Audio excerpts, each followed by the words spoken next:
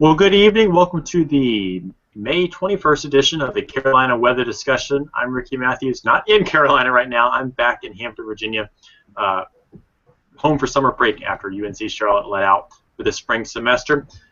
We're going to talk a little bit tonight about the Memorial Day forecast coming up over the weekend, and then the potential northwest flow event for some severe weather over the next 2 days here across the Carolina and Virginia region as well.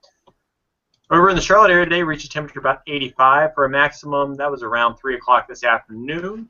Our low last night was 58. Usually we're around 57, so right around the normal temperature, a little bit warmer than average, around 85 today. We'll probably reach about 90 tomorrow, and that's pretty warm for our area. We'll throw it over to Daniel now, one of our other panel members, to tell you a little bit about the western portion of the state and whether they'll hit 90 tomorrow as well. Thank you, Ricky. I appreciate it. This is Daniel Crawley signing in for Marion, North Carolina tonight. And the weather today, much like it was in the Charlotte area, was pretty good. Highs were in the low 80s in the mountains. I believe Asheville might have had a high 80, 81 today.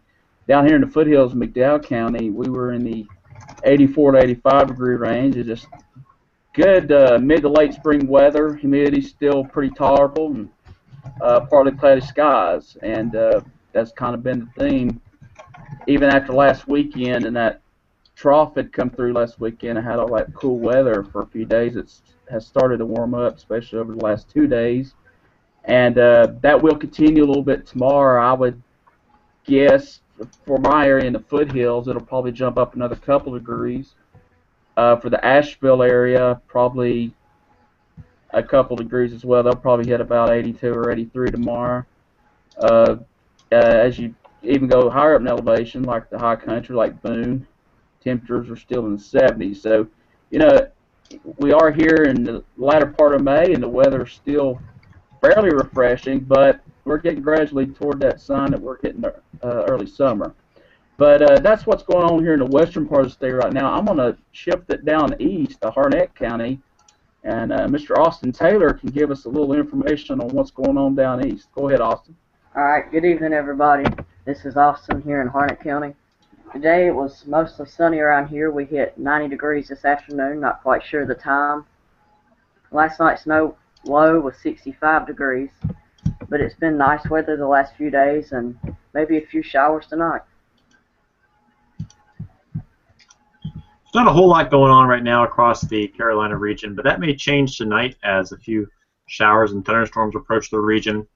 We're in what's called a northwest flow pattern, and a lot of times what you get with that is you get a complex of thunderstorms developing over maybe the Midwest or the Great Lakes region and pushing down into our area. And I'm going to share GR Earth with you so you can see how this stuff kind of develops. Watch the storms over Ohio and Illinois, Indianapolis, down towards the Louisville area. Watch how those storms are flowing. And I drew the wind barbs on there as well. But note how kind of the bold barbs are from the northwest. But if you zoom in, you can see where the flow over Charlotte is actually out of the southwest. That's bringing in those nice warm temperatures across our area, giving us temperatures in the 80s across many areas. But it's also allowing for some fuel and energy for those storms to persist into the evening and overnight hours as well. So as we go through the evening, guys, I think what's going to happen is this complex of storms right here is going to end up tracking towards the mountains and eventually ending up probably towards Knoxville and Kingsport a little bit later tonight, maybe making it into some of the upper northwest portions of the North Carolina mountains as we go past midnight. And then these storms over here in eastern Virginia are probably going to continue to track down towards the northeast as well. And so basically, when you have northwest flow, the storms are able to ride off that upper level energy and the very fast winds aloft, carry them all the way down into the Carolina region. And who here remembers the derecho we had a few years ago? Was it 2011, I think?